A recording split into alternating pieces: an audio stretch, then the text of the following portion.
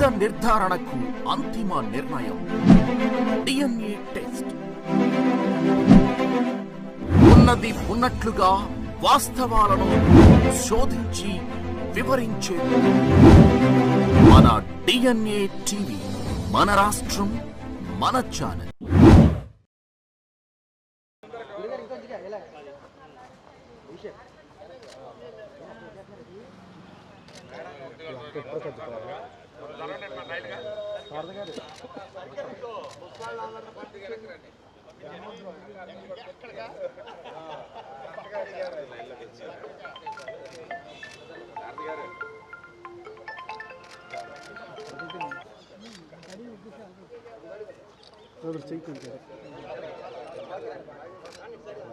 రాజు నచ్చమాట ఓకేనా.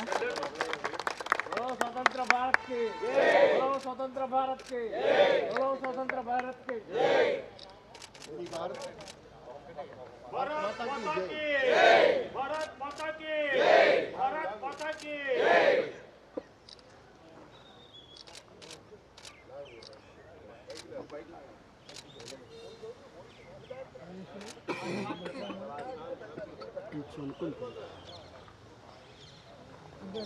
ఓకేనా, వచ్చాను చూసుకో.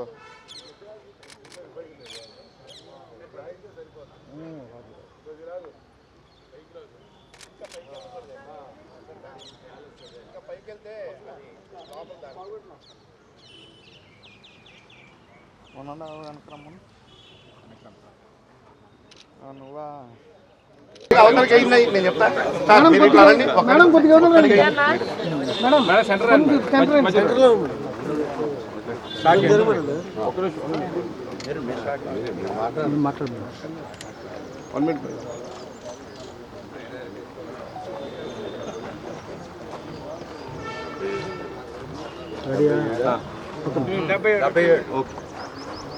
ఈరోజు ఇక్కడ కేసినేని చిన్ని గారి కార్యాలయంలో గణతంత్ర దినోత్సవ వేడుకలు జరుపుకోవటానికి మన సీనియర్ నాయకులు, కార్పొరేటర్స్, చైర్మన్స్, మరి ఇక్కడికి వచ్చిన తెలుగుదేశం పార్టీ కుటుంబ సభ్యులు ప్రతి ఒక్కరికి కూడా పేరు పేరున నా హృదయపూర్వక నమస్కారాలు తెలియజేస్తూ గణతంత్ర దినోత్సవ శుభాకాంక్షలు తెలియజేస్తున్నాను. అంతేకాకుండా రాష్ట్రం మొత్తానికి, రాష్ట్ర ప్రజలందరికీ కూడా ఈ రోజున గణతంత్ర దినోత్సవ శుభాకాంక్షలు. ఈ రోజున దేశం మొత్తం చేసుకునే ఒక అతిపెద్ద పండుగ మరి ఈ గణతంత్ర దినోత్సవం. ఆగస్టు 15, 1947లో మనకి స్వాతంత్రం వచ్చిన తర్వాత మనం ఏ రకంగా పాలన చేసుకోవాలి, ఏ రకమైన విధులు, బాధ్యతలు, వీటన్నింటి మీద ఒక చక్కటి గ్రంథాన్ని, అతిపెద్ద గ్రంథాన్ని, మరి ప్రపంచానికే ఒక నమూనాగా అతిపెద్ద రాజ్యాంగాన్ని రచించిన డాక్టర్ బిఆర్ అంబేద్కర్ గారి మరి కమిటీ మొత్తాన్ని కూడా ఈ రోజున మనం ప్రతి ఒక్క నిమిషం కూడా మనం గుర్తు చేసుకోవాల్సిన అవసరం ఉంది. ఎంతోమంది స్వాతంత్ర సమరయోధుల త్యాగ ఫలం ఈనాడు మన భారతదేశానికి భరతమాత మరి బానిస సంఖ్యలను తెగొట్టి ఈ రోజున మనకి స్వేచ్ఛా స్వాతంత్రాలను, ఇంత వాక్ స్వాతంత్రం, మనం మాట్లాడే స్వాతంత్రం, మనం బ్రతికే స్వాతంత్రం మనకిచ్చిన మహానుభావులు ఎంతోమంది.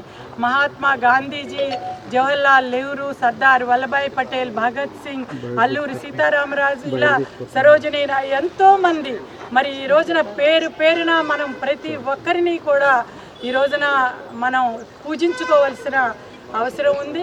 మన భావితరాల, మన బిడ్డలకి ఆ దేశభక్తిని మనం ఈ రోజున ఈ రకంగా జీవిస్తున్నామంటే దానికి కారణం ఎవరెవరు అనేది ప్రతి ఒక్కరూ ఇవాళ ఆలోచించాల్సిన అవసరం ఉంది. ఈ రాజ్యాంగాన్ని మనం గౌరవించుకోవాలి. మరి ప్రజాస్వామ్యానికి ఈ రోజున ఒక ఆక్సిజన్ అనేది ఏది అని అంటే మన రాజ్యాంగం. మరి అటువంటి ప్రజాస్వామ్యానికి ఓటు హక్కు.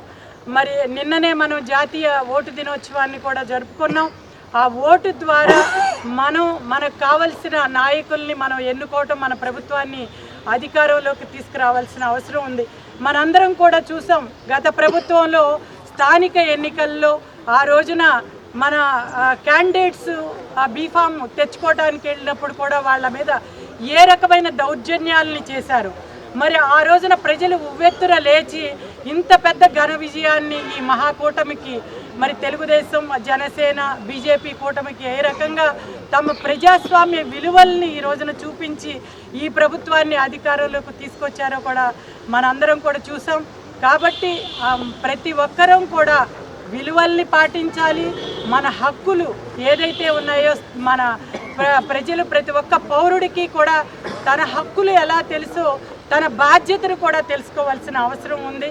మరి ఈ రకమైన మనం చిన్నప్పుడు ఎప్పుడో చదువుకున్నాం, మనందరం కూడా భారతీయులం, మన సహోదరులం, మనం ఎదుటివారిని గౌరవించాలి, మన పక్కవారు మన సోదరులు అని. అది చదువుకోవటంతో పాటు వదిలేయటం కాదు. ఈ రోజున ప్రతి ఒక్కరం కూడా ఈ సమాజం కోసం, సమాజ భవిష్యత్తు కోసం ఎటువంటి దురలవాట్లకు లోనవ్వకుండా మాఫియా లాంటి వాటిల్ని తిప్పికొట్టి మరి ఒక చక్కటి బాధ్యతాయుత తరంగా మనం మెలగాలి. మరి మన నాయకులు కూడా, ముఖ్యంగా ఇక్కడ చాలామంది నాయకులు ఉన్నారు. మరి నాయకులంటే కేవలం మనం అధికారం కోసం మరి రకరకాల పనులు చేసి అధికారంలోకి రావటం కాదు, న్యాయంగా, న్యాయబద్ధంగా, ధర్మబద్ధంగా అధికారంలోకి వచ్చి ప్రజలందరినీ ఎవరైతే కాపాడుతారో వాళ్ళే మన నాయకుడు అనిపించుకుంటారు. మరి ఆ రకంగా మనం ఈ రోజున అన్ని వర్గాల ప్రజల కోసం ఒక సూపర్ 6ని ఏర్పాటు చేసి సూపర్ హిట్గా ముందుకు తీసుకెళ్తున్నాం. నేను ఇప్పుడే ఒక వికలాంగుల స్కూల్కి వెళ్ళొచ్చాను. అక్కడ వాళ్ళందరూ కూడా మాకు వికలాంగ పింఛను మరి ఈ రోజున 10,000 రూపాయల నుంచి 15,000 రూపాయలు రావటం చాలా సంతోషంగా ఉంది. ఒక బిడ్డ అయితే మరి ఆటిజంతో పూర్తిగా భరతమాత మరి పాపం చీర కట్టారు, అలా మంచం మీద పడుకుని ఉంటే చాలా బాధ అనిపించింది. కానీ ఆమె ఇప్పుడే చెప్పారు, మరి చంద్రబాబు నాయుడు గారు వచ్చి 10,000 నుంచి 15,000 చేసిన తర్వాత మేము ఈ స్కూల్లో జాయిన్ చేయగలుగుతున్నాం. మరి ఇక్కడ ఆ బిడ్డను బాగా చూసుకుంటున్నారు. అటువంటి వికలాంగులు ఈ రోజున ఎంతో సంతోషంగా వాళ్ళ తల్లిదండ్రులు కూడా ఈ ఆటిజం స్కూల్స్కి పంపించి ఎంతో కొంత మరి వాళ్ళ బిడ్డ సవ్యంగా బతికినన్నాళ్ళు ఆనందంగా ఉండటానికి ఉపయోగపడుతుంది. ఈ రకంగా మరి ఈ ప్రభుత్వం అధికారంలోకి వచ్చిన తర్వాత ఇలాంటి ఎన్నో పథకాలని ఎస్సీ, ఎస్టీ, బీసీ, మహిళ అందరికీ కూడా, ఎవరైతే అణగారిన వర్గాలు ఉన్నారో వాళ్ళందరినీ కూడా పైకి తీసుకురావడానికి ఈ రాజ్యాంగం మనకిచ్చిన చక్కటి హక్కుల్ని మరి ఉపయోగించుకుంటూ మరొక్కసారి ఈ రాజ్యాంగానికి మనం నమస్కరించుకుంటూ ఈ గణతంత్ర దినోత్సవ శుభాకాంక్షలు ప్రతి ఒక్కరికి తెలియజేస్తూ మనం బాధ్యతాయుతంగా మెలగాలని మరొకసారి ప్రతి ఒక్క నాయకుడిని కోరుకుంటూ ఈ రోజున ఇంత చక్కటి అవకాశం ఇక్కడ నాకు ఇచ్చినందుకు మరి ఎంపీ గారికి, అదేవిధంగా ఎంపీ గారి ఆఫీస్ స్టాఫ్కి అందరికీ కూడా నా కృతజ్ఞతలు తెలియజేసుకుంటూ సెలవు తీసుకుంటున్నాను. జై హింద్. మంచి కార్యక్రమానికి అంటే మన రిపబ్లిక్ డే 77వ సంవత్సరం గడుస్తూ ఉంది. 77వ సంవత్సరం శుభాకాంక్షలు ఇప్పుడే మన గద్దె అనురాధ గారు మనందరికీ కూడా తెలియజేశారు, ఒక సందేశం కూడా ఇచ్చారు. ముఖ్యంగా రాజ్యాంగం 1946 నుంచి కూడా 48 వరకు కూడా 1948 వరకు కూడా అంబేద్కర్ గారి ఆధ్వర్యంలో చర్చలు జరిగినాయి. ఇదేదో పైనుంచి రాలా. ప్రజా సంఘాలు, మహిళలు, స్టూడెంట్సు, అప్పుడు ప్రొవిన్షియల్ స్టేట్స్ ఉన్నాయి అంటే రాజ్య సంస్థల ఇతర అభిప్రాయాలు సేకరించి దీంట్లో అనేక మంది అనేక సూచనలు చేశారు. ఈ రాజ్యాంగం అంతా కూడా మాకు తెలుగులో కానీ ఇంగ్లీష్లో కానీ పలానా భాషలో ప్రజలకు అందుబాటులో ఉంచాలని, అట్లాగే రాజ్యాంగంలో టచబిలిటీ, అస్పృశ్యత నివారించాలని చెప్పేసి, కౌన్సిలర్లు పెట్టాలని చెప్పేసి, తీసేయాలని చెప్పేసి ఇట్లా పలు రకాల సలహాలు, సూచనలు తీసుకుని 1948 డిసెంబర్కి అయ్యింది. అది 49లో అడాప్ట్ చేశారు. 1950 అంటే ఈ 50 నవంబర్ 26 నుంచి కూడా మనకి రాజ్యాంగం అమల్లోకి వచ్చినట్లుగా మనం భావించాలి. ఈ రాజ్యాంగంలో ఏం చెప్పారు లక్ష్యాలు ఏంటంటే, సమాజంలో మనది సర్వసత్తాక లౌకిక ప్రజాస్వామిక రిపబ్లిక్ అని. ఈ లక్ష్యాలు ఏంటంటే ముఖ్యంగా రాజకీయ, సాంఘిక, ఆర్థిక, సామాజిక సమానత్వం కూడా తీసుకురావాలని ఈ రాజ్యాంగం లక్ష్యాలు. ఈ భారతదేశం ఈ విధంగా ఉందంటే అనేక జాతులు, అనేక భాషలు, ఇంకే దేశంలో కూడా లేవు ప్రపంచంలో ఇన్ని భాషలు, ఇన్ని జాతులు, ఇన్ని సంస్కృతులు, ఇన్ని విభిన్నమైనటువంటి తెగలు.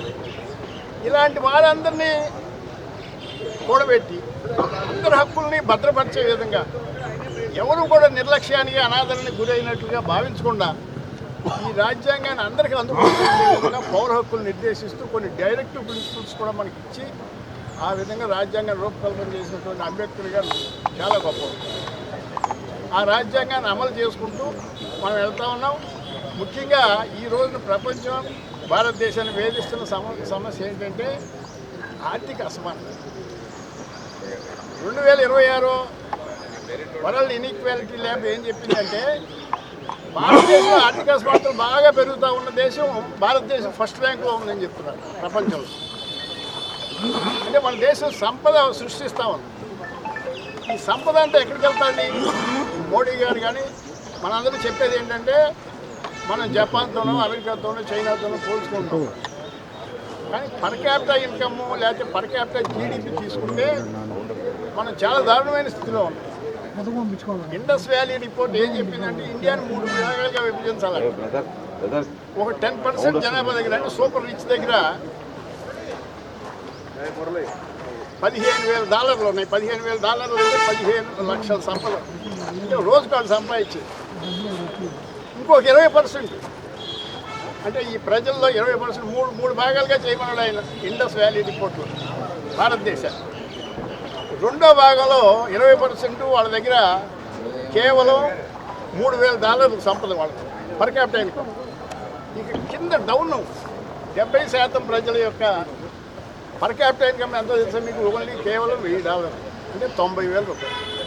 కానీ మనకి దేశంలో ఏం చెప్తారు? పర్ క్యాపిటల్ ఇన్కమ్ అంటే 2,90,000, 2,80,000 అని చెప్తారు. మనకి అట్లా లేదు. ఈ దేశంలో పేదరికం విపరీతంగా ఉంది. సంపద సృష్టించబడుతుంది, ఆ సంపద కింద వరకు వెళ్తలా. అందుకే ఇవాళ చంద్రబాబు గారు P4 మనకి ఆంధ్ర రాష్ట్రంలో పెట్టారు. ఆ P4 ద్వారా కొంతైనా మనం సంపదని వికేంద్రీకరించి ప్రజలందరికీ అందే విధంగా మనం డీసెంట్రలైజ్డ్గా వెళ్ళాలని చెప్పేసి పథకాల రూపకల్పన తెలుగుదేశంలో చేస్తూ ఉన్నారు. నిజమైనటువంటి కృషి ఈ లక్ష్యాలు నెరవేరాలంటే ఈ కృషిని ఇంకా ముమ్మరంగా మనం ముందుకు తీసుకెళ్ళాలి. ఆ విధంగా ఈ రిపబ్లిక్ డే సందర్భంగా మనం ప్రతిజ్ఞ చేసుకున్నామని చెప్పేసి మనం చేస్తూ నేను సెలవు తీసుకున్నాను. కుమార్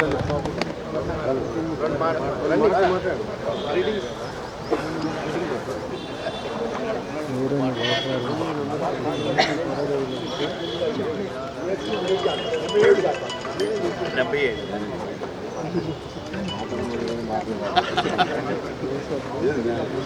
77వ గణతంత్ర దినోత్సవం తరఫున ఆ పార్టీ ఆఫీసులో కేసీనేని ఎంపీ గారు, చిన్ని గారి ఆఫీసులో జరుగుతున్న ఈ కార్యక్రమానికి ప్రతి ఒక్కరు పాల్గొని మా నాయకులందరూ వారందరూ కూడా దీన్ని గణతంత్ర వేడుకలు భారతదేశానికి మంచి జరగాలని, అట్లాగే మా తెలుగుదేశం పార్టీ కూడా కూటమి అభ్యర్థులు అందరూ కూడా ప్రతి ఒక్కరికి దీన్ని ఉపయోగించుకోవాలని చెప్పి తెలియజేస్తూ ప్రతి ఒక్కళ్ళు ఈ పురుకోర విధానం కానీ ఏ విధానం పెట్టినా మన చంద్రబాబు గారు పరిపాలన ముందుకు తీసుకెళ్ళడానికి మీ అందరూ కూడా మీడియా వారు కూడా అందరూ సహకరించాలని చెప్పి తెలియజేస్తూ మరొకసారి అందరికీ గణతంత్ర దినోత్సవం శుభాకాంక్షలు. అట్లాగే మీడియా వారికి కూడా మీ అందరికి కూడా